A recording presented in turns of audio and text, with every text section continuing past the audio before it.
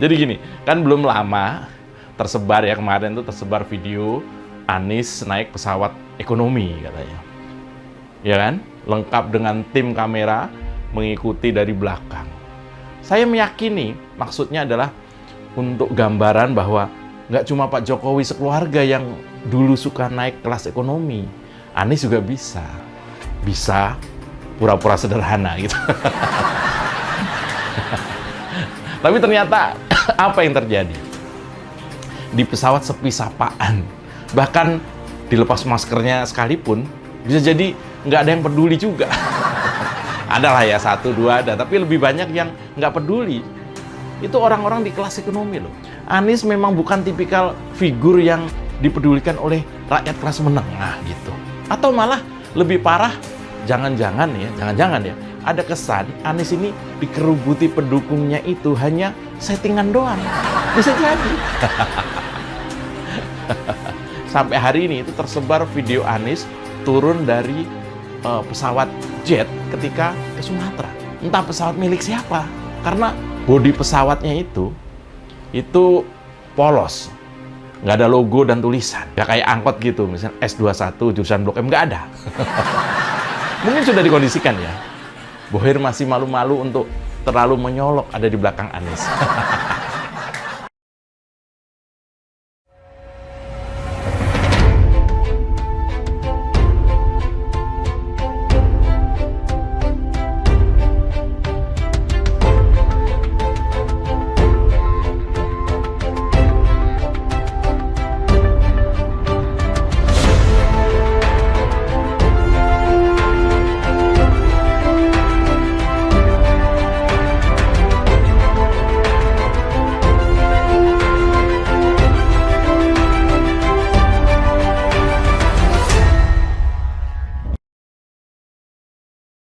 Bakal calon presiden Partai Nasdem, Anies Baswedan, dilaporkan Aliansi Pemuda Cinta Demokrasi ke Badan Pengawas Pemilu. Laporan itu karena Anies dianggap memanfaatkan rumah ibadah saat melakukan safari politik di Aceh untuk berkampanye.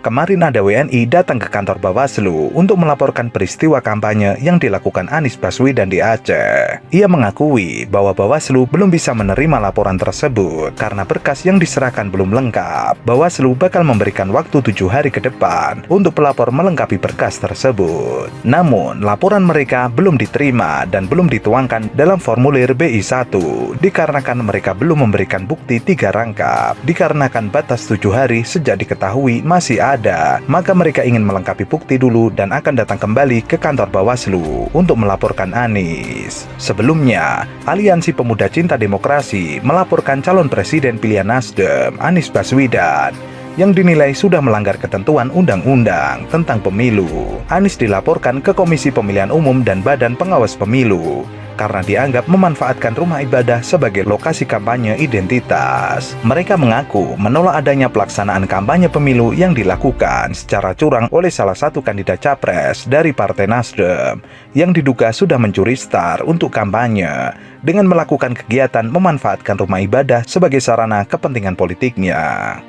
Ngobrol panjang tentang sejarah perjuangan di Aceh, sejarah kiprah bangsa Aceh, masyarakat Aceh di dalam konstelasi dunia, dan beliau punya khasanah tentang sejarah yang luar biasa kaya. Jadi kita tadi makan siang sambil berdiskusi tentang sejarah Aceh, dan mudah-mudahan ini menjadi penguat erat ikat tali persaudaraan. Karena kinerja Pak Anies sebagai Gubernur DKI Jakarta, alhamdulillah sangat luar biasa. Sehingga kita buat di Aceh, bagaimana Aceh ke depan supaya lebih bagus, rakyat makmur, sejahtera dan bahagia. Rombongan orang-orang yang membawa kebaikan, rombongan yang membawa keteduhan, rombongan yang menjangkau semuanya. Apapun yang dikatakan orang, jawaban kita jawaban berakhlak. Siap? Itu ciri orang-orang yang melakukan perubahan untuk kebaikan. Sebelumnya, Anies Baswedan melanjutkan safari politiknya ke Aceh setelah izin penggunaan lokasi Taman Sultanah Safiatuddin, Banda Aceh dicabut Dinas Pemkot setempat. Anies diketahui tiba di Banda Aceh lalu langsung menuju Masjid Raya Baitur Rahman untuk mengikuti ibadah sholat Jumat berjamaah. Usai sholat, Anies juga menandatangani spanduk putih yang terbentang berisikan dukungan warga untuk dirinya di bawah menara Masjid Raya. Anies Baswedan diketahui pada pekan lalu memulai safari menemui para pendukungnya dari Provinsi Aceh, Sumatera Barat, dan Riau. Hal ini dilakukan mengingat Anies Baswedan merupakan calon presiden yang didukung Partai Nasdem. Anies Baswedan adalah bakal calon presiden yang tidak punya hati. Jangankan peduli pada korban gempa di Cianjur, dia malah keluyuran kemana-mana naik pesawat jet pribadi yang mewah. Anies keluyuran ke Jawa Barat, ke Ciamis untuk menghidupkan kembali kantong-kantong gerombolan 212. Katanya di Cianjur akan ada acara yang akan dihadiri oleh Anies. Tapi kemudian digagalkan karena ada musibah gempa. Harusnya dia datang untuk menengok korban gempa dan menyerahkan bantuan. Tapi Anies malah tidak peduli pada korban gempa di Cianjur yang melanjutkan keluyuran pakai pesawat jet pribadi yang mewah. Bisa jadi video itu direkam oleh pendukung Anies untuk memamerkan kebanggaan kalau junjungan mereka datang dengan pesawat jet pribadi. Padahal sebelum kunjungan ke Medan, sebelum itu, Nasdem Sumut membuat kabar kalau Anies datang ke Sumut memakai pesawat komersil biasa dan duduk di kelas ekonomi. Pendukung Anies memamerkan video kalau Anies duduk di kelas ekonomi di deretan kursi paling belakang. Jelas ini cuma pencitraan.